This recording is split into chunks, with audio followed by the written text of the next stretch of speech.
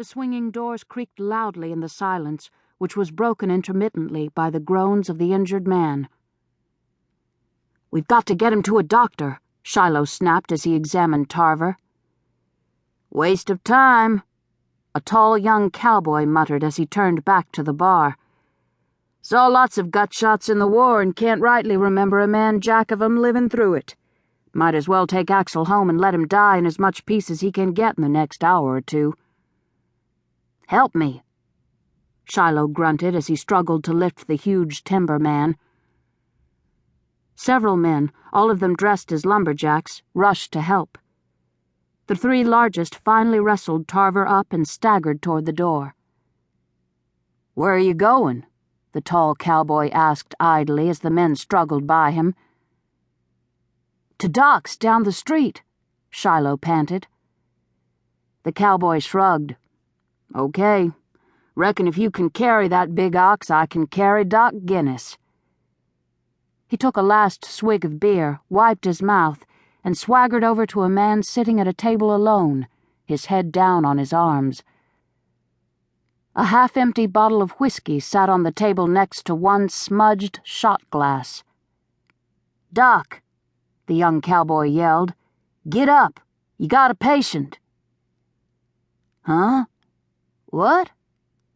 the old man asked. Bleary-eyed, he lifted his head and looked around. The cowboy threw Doc Guinness's arm around his shoulders, pulled him upright, and followed the procession carrying the wounded man out the door.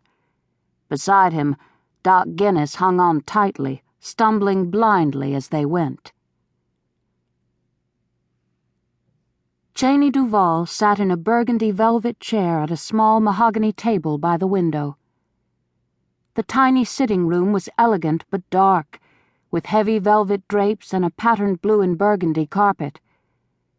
Bleak afternoon light filtered through the open window. Distant thunder grumbled for long seconds, and a cool, wet breeze stirred a thick curl that hung over Cheney's shoulder.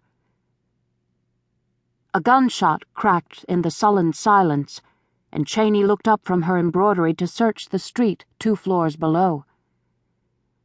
Must have been in log jammers, she thought anxiously. Hope Shiloh's all right.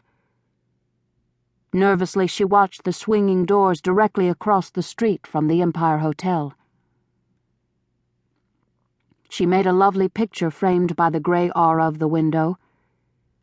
She had washed her waist-length auburn hair that morning, and it had taken her over an hour to brush it out. Now, at 3:30 in the afternoon, her hair was finally completely dry, but Cheney had tied a simple black ribbon around it instead of elaborately dressing it. Thick curls covered her shoulders and back, and though the light was dim, an occasional glint of red fire flashed as she moved her head. Her eyes were sea green, with thick dark lashes and rather heavy dark brows. A beauty mark, inherited from her mother, adorned her left cheekbone. With her short, small nose, wide mouth, and determined chin, Cheney's face was too strong to be called beautiful, but it was an expressive, interesting face. She was 24 years old, tall, 5 feet 10 inches, and slender, and her movements and gestures were deft and purposeful. Cheney sat up a little straighter to watch as a tall man dressed in black pushed through the swinging doors of the saloon. He mounted a glossy palomino that was tied outside, and horse and rider disappeared from Cheney's view. In a few moments, 4 men struggled through the doors, carrying another man, and even from 2 floors above and across the street, Cheney could see the dark bloodstain on the man's tanned shirt. She breathed a sigh of relief when she saw that Shiloh Irons was one of those who carried the injured man. Setting her jaw in a stubborn line, she sat back, picked up her embroidery hoop, and stabbed it vengefully with a large needle. "Cannot imagine why I waste my time worrying about him. Why can't I remember that he's a big boy? He can take care of himself."